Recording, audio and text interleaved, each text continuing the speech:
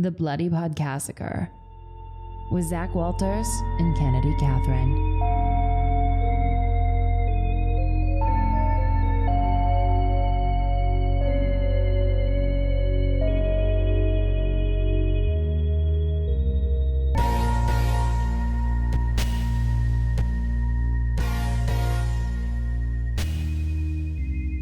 Welcome back to the Bloody Podcassacre with Kennedy Catherine and Zachary Walters. I don't like that you said Zachary. I didn't either, and I forgot what your name was for a second.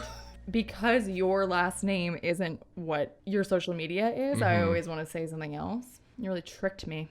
So last night, I went on probably my first outing in months, and I went to the movie theater. And I saw Promising Young Woman, which was one of the movies I was most excited to see in 2020, but got pushed into 21. And it got me thinking about all of the movies that are going to be coming out in the next year. What are you looking forward to? Well, for horror-wise, I'm very much looking forward to the third Conjuring. Is it the third? Yeah. The Devil Made Me Do It. The Conjuring 3 is based on a murder trial that took place in 1981 in Connecticut, based on the trial of Arnie Cheyenne Johnson. And it was kind of like the first murder trial in which the defense was that the devil made him do it. So it's kind of... What did he do? I want to say he killed his family. I'm really looking forward to that too. I was disappointed in the offshoots of The Conjuring just because I would say for me, one of the biggest draws for those movies is the actors. So when we got into the Annabelle series, not featuring Patrick Wilson and Vera Farmiga, I was much less interested. I'm super excited to see them on screen again. And The Nun was just not it. Startlingly bad. I remember in the theater, it was so laughable to me at the end of the movie when they said that they needed Jesus's blood from that little crystal to defeat the devil, and Tasha Farmiga spits Jesus's blood into the nun's face. I literally was like, I am out of here. I am all the way out. My bags are packed and I am gone. Ready out to of the go. city. First train out. Another movie I'm excited for is Spiral, which is the first Saw spinoff. I had no idea about this. Yeah, I think I just heard about it the first time this past week. And Chris Rock is in it, and he is a big part of writing and producing it. Interesting. I know. What is the premise of that? Do you know? It says a sadistic mastermind unleashes a twisted form of justice in Spiral, the terrifying new chapter from the Book of Saw. Working in the shadow of an esteemed police veteran, Samuel Jackson is also in it. Brash detective Zeke Banks, which is Chris Rock, and his rookie partner take charge of a grisly investigation into murders that are eerily reminiscent of the city's gruesome past. So it's kind of going to be the same. The trailer looks good. It kind of looks more like an action movie. I wonder if they're going to basically try to disregard the last couple of installments of Saw in that, because they were also so laughable. I was so upset with what they did to that series. Did you see Jigsaw? No, I didn't. I actually enjoyed Jigsaw. It kind of felt like back to basics. Yeah. Once they started making the 3D one. The problem is 3D was such a big thing. So first it was the red and blue, which was huge. And so a lot of movies were following that. But then now there's the actual dimension. And so a lot of people wanted their movies to be that. And so, because Final Destination did a 3D movie. That's what I was going to say, is then Saw started to just feel like Final Destination. Yeah. Which was never supposed to be an overly serious film. No. Like the first couple of Saws, which actually had a very good, interesting plot. I think were phenomenal. I agree. I think that the first one is has such a good storyline and such a good ending. That was one of the first movies I remember having a burnt copy of that someone had burnt for us and made a fake cover in the DVD case. Amazing. Yeah. I don't think I ever made fake covers. Well, I mean, it's best not to create more evidence of your illegal actions. I know. So yeah. So maybe we'll just... It was different times.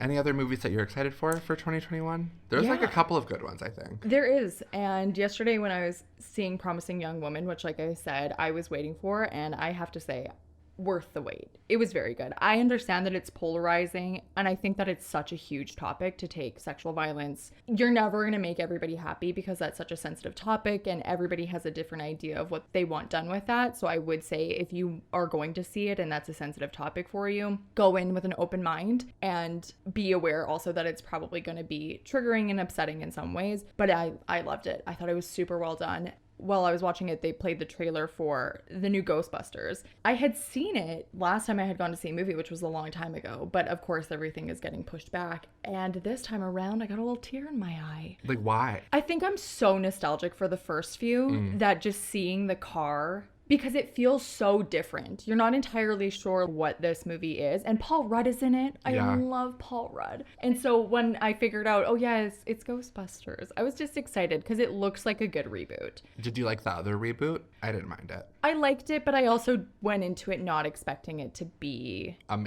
out of 10. No, I just thought it was going to be a nice comedy, and it was. Like a fun afternoon watch, yeah. The Conjuring was another one that I feel really excited about. I'm also very excited for Saint Maud. Oh, I haven't heard of it. It's an A24 film. I think it was supposed to come out like last March, you know. Looks very good. The Green Knight, I don't know if that's going to be a scary movie. It kind of looks like it will be. It's another A24 film. Don't Breathe 2, which is going to be interesting. I don't know what they're going to do with it. Oh, and A Quiet Place 2 as well. I'm excited for that. That one looks good. I'm excited to see how they're going to continue that story. Of course, I think they're making another Escape Room. Nope, don't know that other one. You didn't watch Escape Room? No. It's going to be this generation Saw in Final Destination, where there is a good plot, like people are in an escape room, they have to get out and not die. But you can do it so many times. And you can like change it so many ways that it's going to have like 5 in my mind. I can just see it already. Interesting. Do you like escape rooms? Oh, I love escape rooms. I could do one every day of the week. We did the magician one once, and we decided to day drink before, and I was not sober when we got there, and I was having a great time thinking it was hilarious if I hid behind the curtains the whole time. Well, I'm not going to be helpful anyway, so I might as well just stay here. Okay, so let's talk about what we're here to talk about. I think I have to go on record. Lay it on us. And change my favorite movie from The Exorcist to today's film Poltergeist. Wow, we have a change around. We do. I wish I had a sound effect. Terrifying. And I have seen this movie so many times, and I knew that I loved it, but I needed to be reminded of it. This was not my first entrance into the Poltergeist universe because I went and saw the 2015 remake. Is that when it came out? Probably. Sometime around there. Hated it. It's not good. I hated that remake. Which is unfortunate because I like the people who made it and the actors too. And I was thinking about this while I was like getting ready this morning. Remakes are so interesting because it's hoping to gain a new audience with the same material.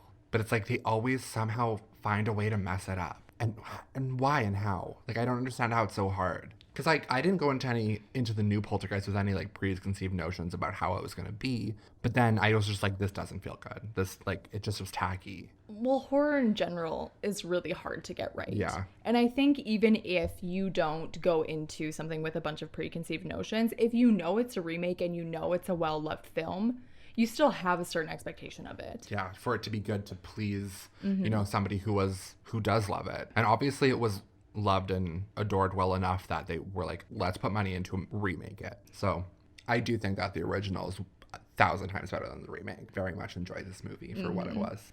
Also, before you start, our format is that we watch a movie and we both do our own research on it. But this is an exciting episode for me because I'm essentially one of the listeners this week where I had watched the film, but then I had asked Zach not to do much research into it. This was one of those movies that was an original foray into the horror world for me. And I know so much about the backstory and the history of it. And I love it so much that instead of having you read it, I really wanted to tell Zach about it in my own words. I'm excited. I'm excited to hear. Like, I know like some things because we like briefly have talked about it, like when we were discussing probably The Exorcist. But yeah, I'm excited to dive in with you and as a listener. Welcome to the stage, myself. Okay. Stephen and Diane Freeling live a quiet life in a California planned community where Stephen is a successful real estate developer and Diane looks after their children, Dana, Robbie, and the youngest, Carol Ann. One night, while everyone sleeps, Carol Ann fixates on the staticky TV as she's done before. Suddenly, a ghostly hand emerges from the television, and then there's a violent earthquake. As the shaking subsides, Carol Ann announces, "They're here." The following day, a glass of milk spontaneously breaks, silverware bends, and furniture moves on its own. It all seems benign at first, but quickly intensifies. That night, a gnarled tree comes alive and grabs Robbie, the son, through his bedroom window. While Stephen rescues Robbie, Carol Ann is sucked into a portal that appears in their closet. The Freelings know things have become supernatural when they hear Carol Ann's voice come from the TV, which is set to an empty channel.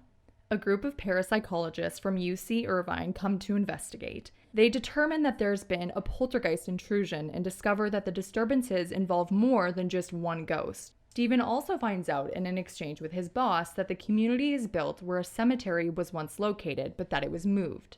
After Dana and Robbie are sent away for their safety, the parapsychologists call in Tangina Behrens, a spiritual medium. Tangina states that the ghosts are lingering in a different sphere of consciousness and are not at rest. Attracted to Carol Ann's life force, the spirits are distracted from going into the real light that has come for them, distracted by Carol Ann's light. But there is one dominant dark presence, the Beast, who is trying to use Carol Ann's life force to prevent other spirits from crossing over. The group discovers that the entrance to the other dimension is through the child's bedroom closet, while the exit is through the living room ceiling. Diane somehow manages to go into the portal and retrieve Carol Ann, and they both drop to the floor from the ceiling, covered in ectoplasm residue. As they recover, Tangina proclaims afterwards that the house is now clean. Shortly after, the family begins the process of moving. During their last night in the house, the Beast ambushes again. Robbie is attacked by a clown doll in his bedroom, and Diane is attacked by an unseen force that drives her to the backyard, dragging her into the swimming pool. Skeletal corpses surround her as she tries to escape, but she manages to climb out of the pool and make her way back into the house. She rescues the children, and they eventually escape, only to discover coffins and rotting corpses erupting out from the ground in their yard and throughout the neighborhood. Stephen confronts his boss after realizing that rather than relocating the cemetery, they'd merely moved the headstones and left the bodies behind. The Freelings flee while the house implodes into the portal to the astonishment of onlookers. The family checks into a Holiday Inn for the night, where Stephen rolls the television outside into the walkway. I really like how this movie actually ends. Yeah, it's cute. Mm-hmm. Well, okay. But that's what I like about the movie. I was reminded when I was watching this, one of the reasons that I love it so much is the way that it makes me feel. And it feels like the exact representation of this sort of kitschy, paranormal, in some ways fun and light horror. Mm-hmm. It's everything that I want to feel from a light horror movie. Yeah, when I was watching it, it feels like a horror movie, but it also feels like somewhat like an action movie, if that makes sense. Yeah. Because there's a lot of moving, it's like the objects that move and like the tree, and you have people running and items flying, and it is a very good movie. And it makes me feel, like warm inside almost. Right. You're like, because nobody dies. Nope. There's not really like an intense anything that happens. No. And there's no huge heightened emotions. It's just fun. Yeah. The coloring of the movie really reminded me, and like I was mentioned, I started watching this last night and then I watched the rest of it this morning. But someone was like, oh, it reminds me of Edward Scissorhands. Oh, that's a good comparison. Like, the neighborhood style. At the beginning. It's like the colors are very similar, years apart, but like you can definitely see. But I can see there being a slight like Tim Burton-y quality to this. But also one thing that like actually surprised me, the effects weren't that bad. Like there is some things where you were like, what was one that like I was like didn't care for? Oh, when they opened the bedroom door and all of the stuff was floating around and like that light bulb like screwed into the shade. That feels just a little cheesy.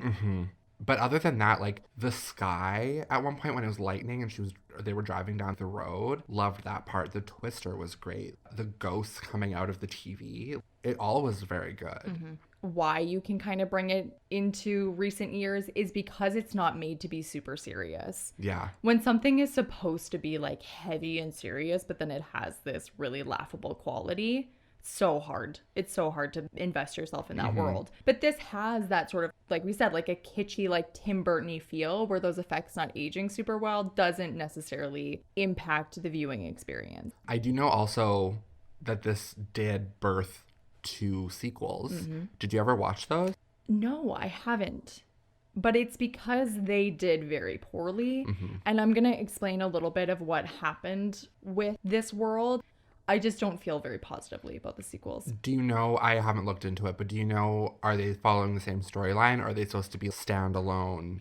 Heather O'Rourke, who plays Carol Ann, the youngest I child. hate the name Carol Ann. I just got to get that out there. I wrote Mary Beth at sometimes in my notes. Well, that's funny I because said, what the fuck is Mary Beth doing?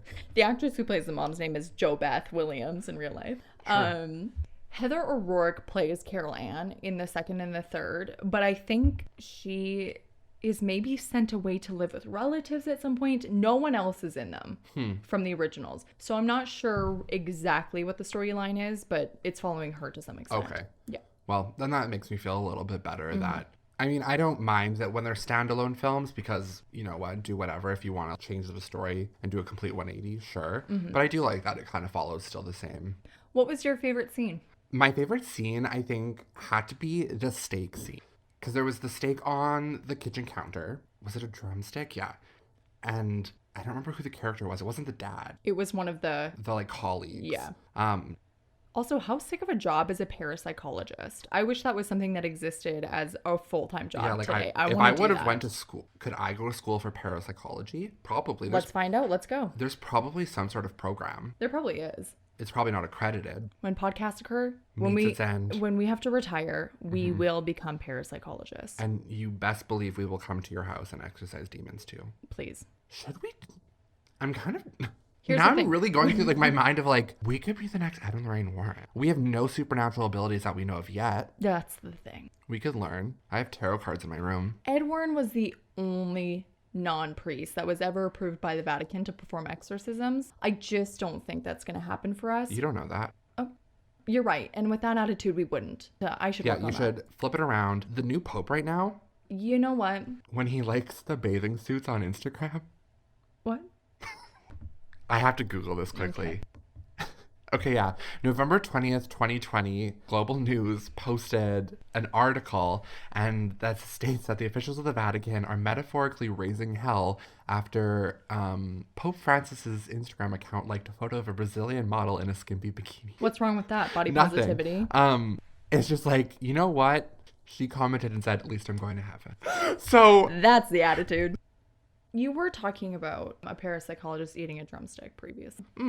That I was. My notes for this scene, this is the reason why I'm a vegetarian.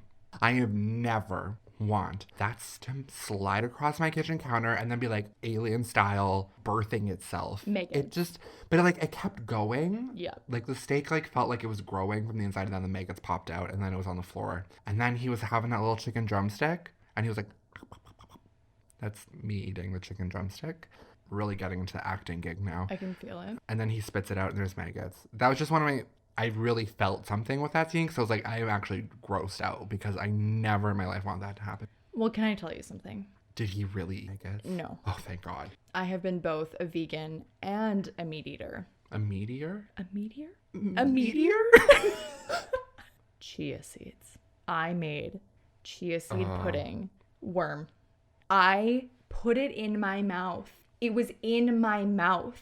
I thought I felt a hair. And then I went to rummage around in my mouth hole and I couldn't feel what the thing was. And then I got worked up. So I went to the sink and spit it out. And in my spit of my chia seed pudding was a worm. I'm still focused on you saying mouth hole. It's my mouth. Yeah, your mouth is a hole. I just wanted you to know. That it was the mouth hole. Yes. Thank you. Disgusting. Disgusting. I never want that to happen to me. That's like, when a fly accidentally lands in your mouth. Oh, it's worse than that.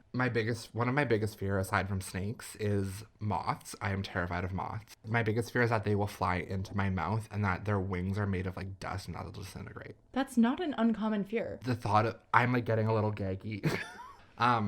Another favorite scene, and it's not for the horror-wise, it's for, the technicality of it, because I believe it's the mother when she's laying in her bed towards the end of the movie. The mom's laying in bed, and everyone's kind of doing their own thing. Dad's not home.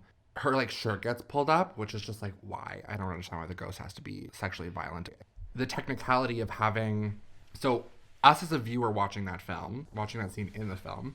The camera is still, but she's flying up the wall. You think about it, what's actually happening is that the camera is on that floor, but the whole room is moving. It's right. In a box. And I love those scenes because Euphoria did one recently. I don't know if you watched Euphoria. I didn't. The character Rue, played by Zendaya, is extremely high on drugs. She starts like climbing around the walls, but everybody in the room is also like bolted down, so they're just normal. The room is spinning and their hair is all staying normal, and it was so well done. And then this movie was, I think that's why I liked this scene a lot, is because I know how it works. Yeah.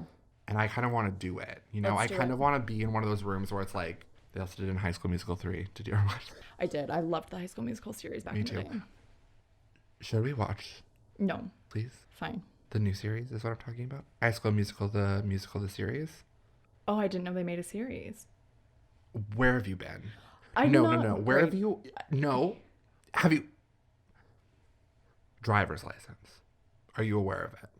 I do know it's a TikTok trend. Like, it's a song that people really which like. She was from High School Musical, the series, in which her character and the boy that she writes about fall in love, but then they fell in love in real life. That's beautiful. Are they happy? No, have you listened to Driver's License? I have not. Kennedy, it's so good. It makes me cry. I like to live in my own world, and okay, well, you're I'll only listen. one of 7 billion, but go off, sis. Pop off, wig. So did that scene remind you of your favorite movie of all time, Scream? I mean, Scary Movie. Scary Movie. No. They remake that scene in They Scary do, Movie. yes. I didn't even put 2 and 2 together that they did do Poltergeist in. Yes, they sure did. Yeah. Well, the more you know. My favorite scene, I think, I have so many personal dreams and goals.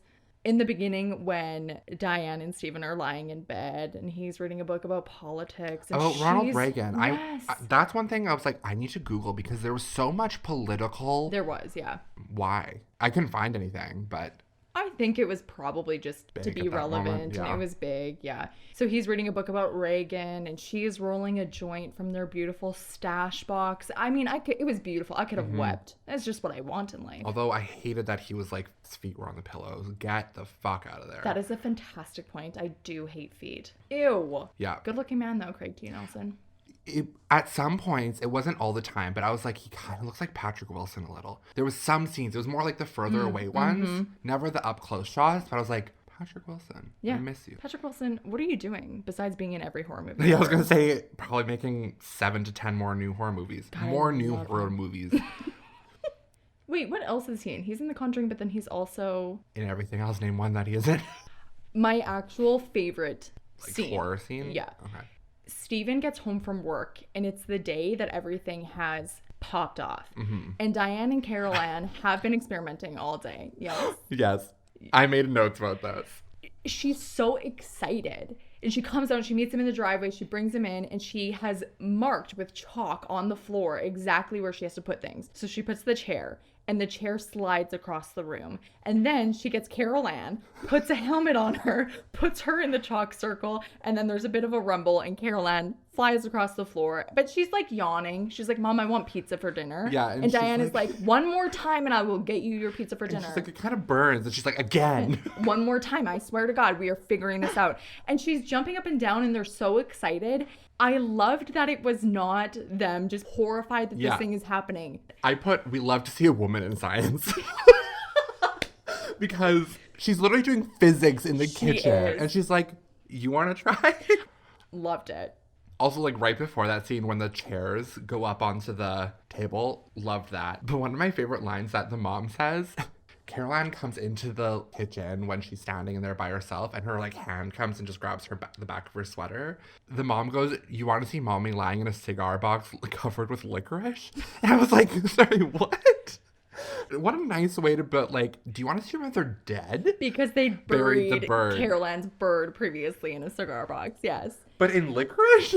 I just love the entire family dynamic. There was actually quite a bit of comedy in this movie. That man who was like drinking coffee out the window and she just shuts the blinds on him. What was his name? It wasn't borax, but it was something like... Do you know what borax is? Yes, it's like a Okay. detergent type style cleaning. You make putty out of it also. Yes. There was so many just like And one the good teenage moments. daughter flipping off the construction Yes. workers. Yeah, there is some very good comedy in this movie. It's also funny to watch things from this era as mid-century modern home design is becoming a thing. Yes. Because this house now, people would live in it. Oh, yeah. I was like, this house is kind of cute. You can't see it much, but at one point, Carol Ann's coming down the stairs in the very beginning, and they just kind of pan across this bar that they have. And there is exactly like what you would get on Urban Outfitters for like $400, a neon sign of some sort of phrase. And I just thought that was so funny. And everything the mom wears is something I would wear now. High-waisted flared jeans and a blouse. Flared jeans can die. That's the one trend I do not ever want to come back. It's just not it. I was wearing flared pants the other day. Well, I didn't see them. I think shorter people can wear flare jeans. Taller people should not. That's my thing. So do you want to hear a little bit about the curse of Poltergeist, if you will? There are endless things to talk about, but as always, it starts with the clown. Of course it does. There is a sequence in which Robbie, the son, is attacked by his clown doll. And in order to accomplish that sequence, the crew had to build a mechanical version of the doll. During the scene, the doll's arms wrapped around Robbie, but the doll malfunctioned. Of course. And started to strangle him. And just like we have heard many times in this podcast, they thought that his cries and him saying, like, can't breathe was his acting until he started to change color. And Steven Spielberg, who was not the director, but there's some questions about who was really all involved in this.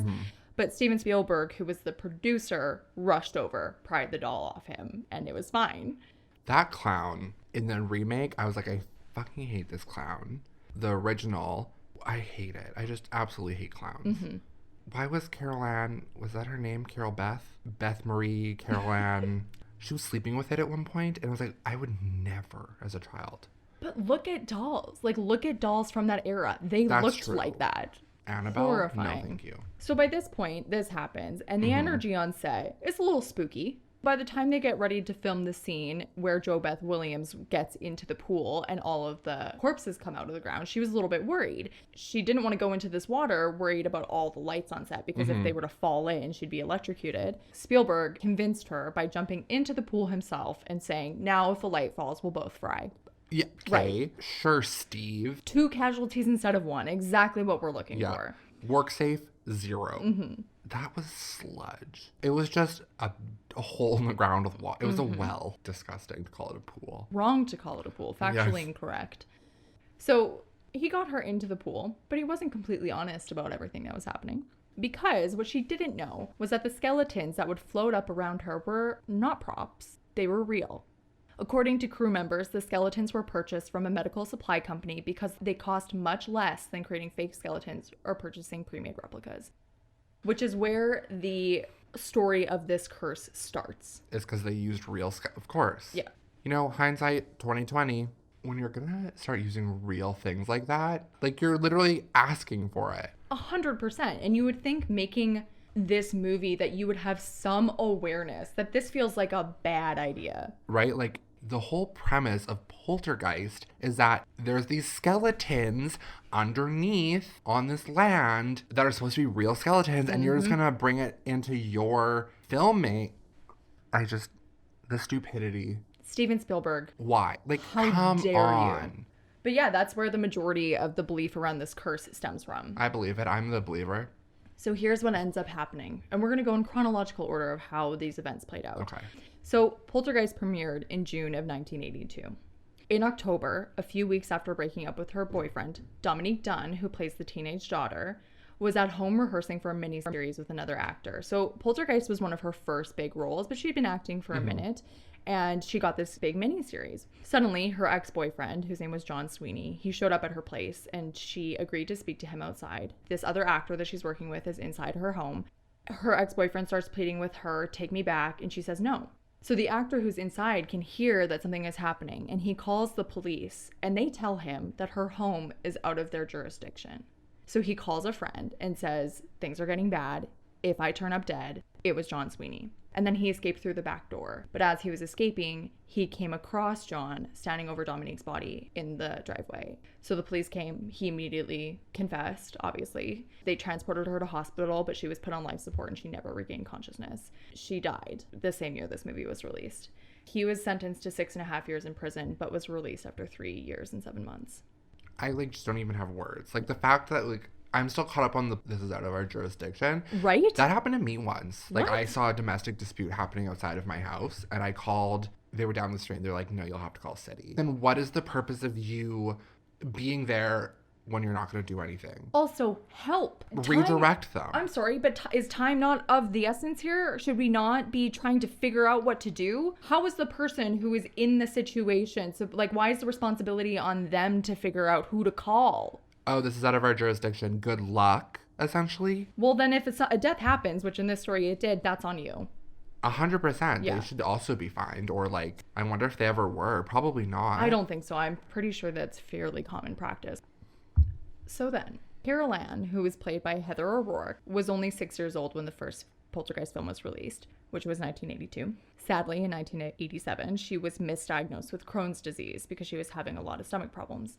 The following year, while filming Poltergeist 3, she became sick again, and her symptoms were casually passed off as the flu. A day later, she collapsed and suffered cardiac arrest. She survived long enough to have surgery to correct a bowel obstruction, but ultimately died of what was ruled congenital stenosis, complicated by septic shock.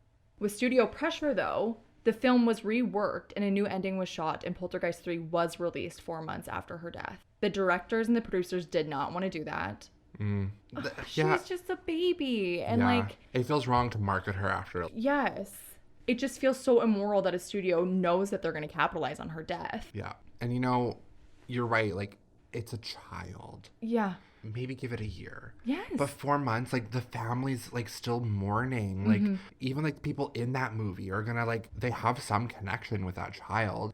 Cut your losses, save the footage. In a couple of years, when people want to make a documentary about the making of Poltergeist and everything that's happened, include the footage then. Yeah. But the movie's not done. No. There's no reason to have to continue moving on with it. So then, We're at a 2-death rate. yes, 2 cast members of Poltergeist 2, Julian Beck and Will Sampson, also died between 1985 and 1987 from health complications. I believe one had a heart attack and one had cancer. And I think it's Julian Beck was diagnosed with cancer pre-filming and then died during the making of. Richard Lawson, who played Ryan in the first film, was aboard U.S. Air Flight 405 when it crashed in March of 1992. A total of 27 people out of 51 on board were killed, but luckily he survived.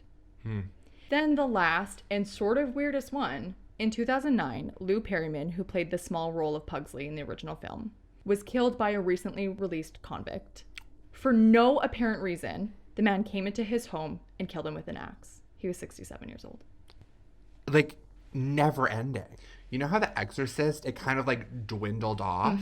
This feels like they should all still be scared. I think there's a reason why most of the cast members didn't want to go into Poltergeist 2 and 3. Yeah. Particularly I wouldn't after want the to. death of Dominique Dunn.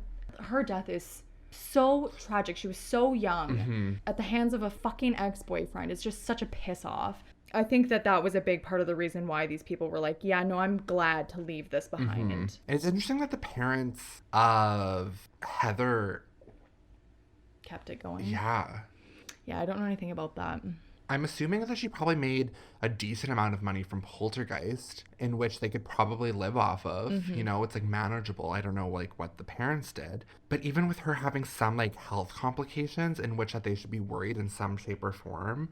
And yes, she was misdiagnosed, but like, would you want to put your kid to work when they're not feeling well 9 times out of 10? Well, that's the thing is, sure, she's misdiagnosed, but she was still sick all the time. Why would you keep working a small child who's sick? And not make them get rest. But you know what's interesting? What? With this one, it majority was like the cast. And I think The Exorcist had crew members as well. So this one is just the cast. Like, how come like Steven Spielberg, nothing happened to him? He jumped in the pool with the dead bodies. My brain went, but he knew. He made the choice. But then you would think that it would almost work oppositely then. Because he's the one that actually put the energy into it and knew it, that he would be the one on the receiving end. I don't know what the exact plot of the second one is, but I know that it features one of the main characters was a Native American man who played a shaman. He felt on set things were not good, and he'd known the story about them using the skeletons in the first one. So he went at night and performed a ritual of some sort and said that the next day the rest of the cast felt like Like a sigh of something relief. was better. Something, yeah. which I thought was interesting. Yeah, that's good. I wonder if there was anything that happened on the remake. You know, like if it carried on or if it was just the original series. Let's look. I know that there was a lot of talk, I don't know why this came to mind, but during the Conjuring about if the cast ever experienced anything, particularly Vera Farmiga after meeting Lorraine Warren. And she did report a couple of different things. But we'll talk about that when we do The Conjuring. Director Gil Kennan did experience some supernatural occurrences, one of which was self-inflicted. The location for the house during shooting I chose because it had a strange and unnecessary field that the houses of this particular community were built around. And we found throughout production that we had persistent and repeatable equipment fields. I'm assuming that's supposed to say failed.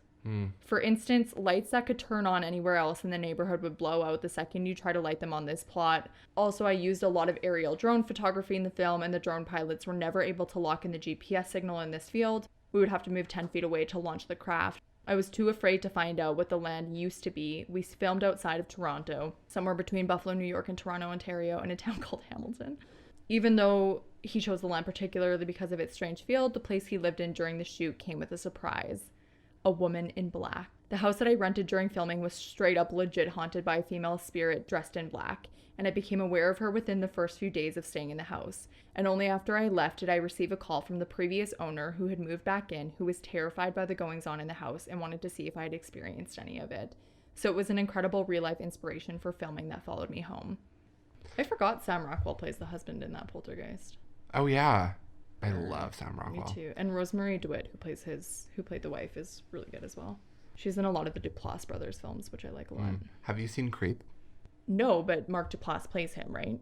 Fantastic. I have heard. There's three, isn't there? I think there's two right now. I've seen the first one numerous times.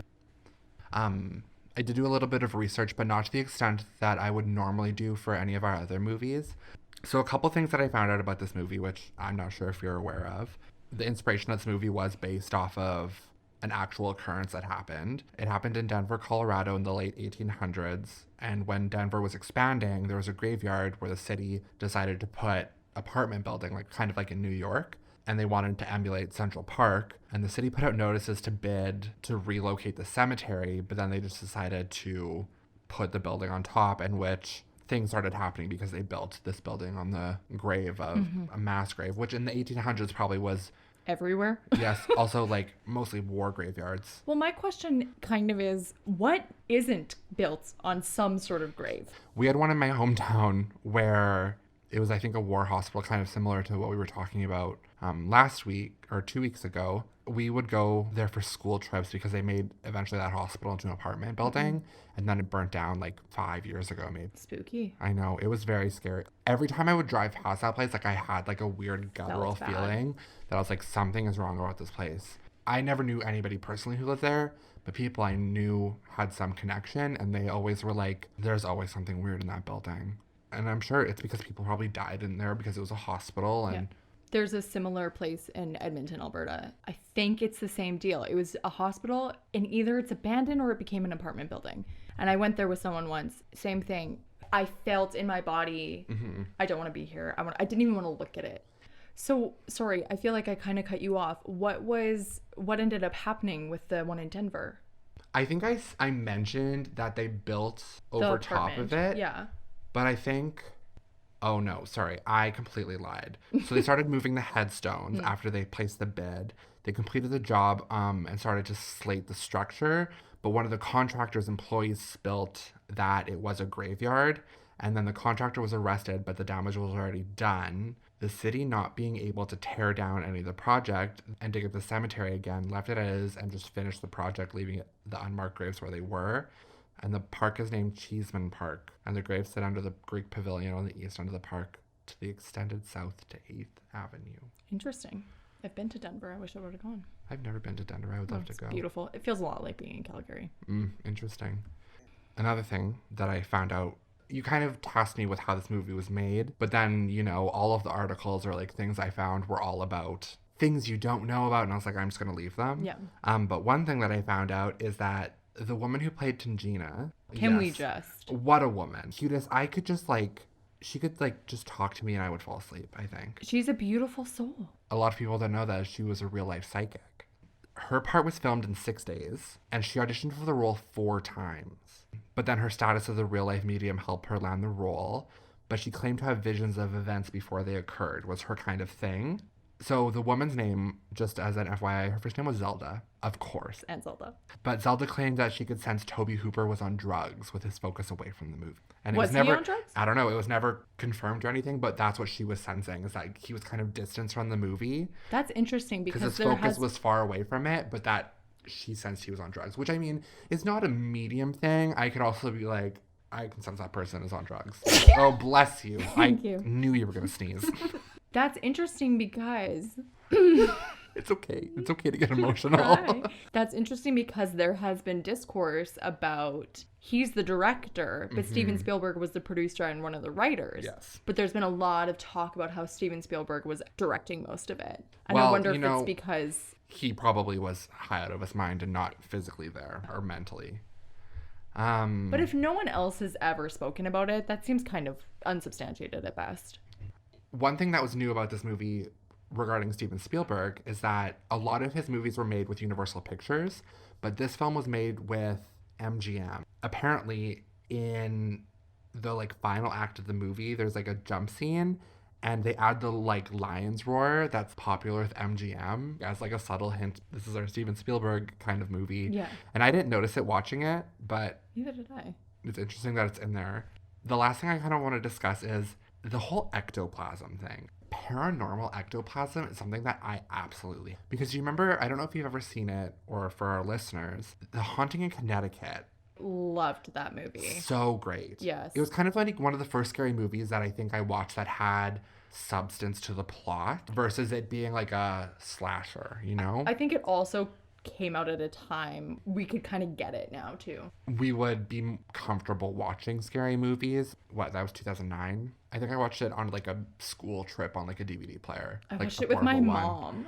She still talks about it. The eyelids, hated it. But yeah, like the ectoplasm, if you go Google, like I went and Googled it, and seeing photos, like black and white photos of people doing paranormal events and there's ectoplasm, I absolutely hate. One of the first sort of introductions that I had into the paranormal was there was a book called Ghosts in the library of my elementary school. Was it one of those ones that was like the hardcover? Yes. Did you also have like the Egyptian one? And then, Yes, yes. Was it called Ghostology? I don't remember. Oh, because the one that I had growing up was Egyptology, and then I had Wizardology. That's so funny because this morning I saved a video on my YouTube to watch later that is ASMR, the history of Egypt. Amazing. The easiest way for me to fall asleep. Educational topics. I remember specifically one of the chapters in the book was all about ectoplasm. Ugh. I found it so interesting because it was one of the only physical production or something that was emanated from paranormal activity, and yet you never hear about it modern day. No. Ectoplasm, quickly for people listening who maybe haven't seen the film, is a result of, what's the best way to put this? A result of like coming in contact with, Like passing through a world. yes, and like, or having like some sort of like spirit go through you. Yeah. Covered in said ectoplasm, which is goo. A great I said, example you know- of it that I think a lot of people would have seen is scenes from Ghostbusters. They use ectoplasm Yes. a lot in that movie. That one, like theirs is very green. The ectoplasm in this one is almost Pink? like jam-like. Yeah. And then the one in Haunting in Connecticut comes from their mouth, and it's like yellow, Goldy. moving bile almost. Yeah, that was just one thing that's interesting, that you're right, we don't see it in modern day. No. I find it interesting in this movie. There is this portal that exists to an environment that is ostensibly in the house but not. Yeah. That is something I don't understand. My perception of paranormal activity or spirits or energies is that they exist in the same physical parameters and environments that we are in, but we just can't experience them. This is as if there is this invisible world that we can't access. But I'm like, but where is that? If the entrance is in the closet and the exit is in the roof of the living room, then it's somewhere in the house. home. Yeah. But where also, does it go? Who knows? magic. You know, Yeah. I don't even want to try. If you're going to accept that there's ghosts in ectoplasm, why question Yes, why where question? the portal goes? And also it's a portal. Portals be portaling. Where do they go? Who cares? Not for me Nope. to ask. All in all, this movie is the perfect embodiment of 1970s, 1980s good time horror. Reminds me of a station wagon. Very specific. Tell me I'm wrong. You're not. I didn't think so. So, Let's rate it. Scary. It's not. no. It's like a 1. Yeah, I was going to say, like, yeah, I can't give it anything else other than 1. For children, if you're watching this or listening. I wonder if children of this day and age would find this scary at all. Probably not, because they live in... They live in the most horrifying world. yeah, like, Yeah. they see things. So, yeah, it's not a scary film. No, unsettling. It doesn't really sit with you. Nope. 0. Story. I want to give... I was going to say, I probably want to give it a 4. It has some good moments to it. I love the creation of the world and I love the characters a lot. I think they do a very good job of character development in this movie. Yeah, that that's true. That everybody is a personality that you can relate to and feel something for.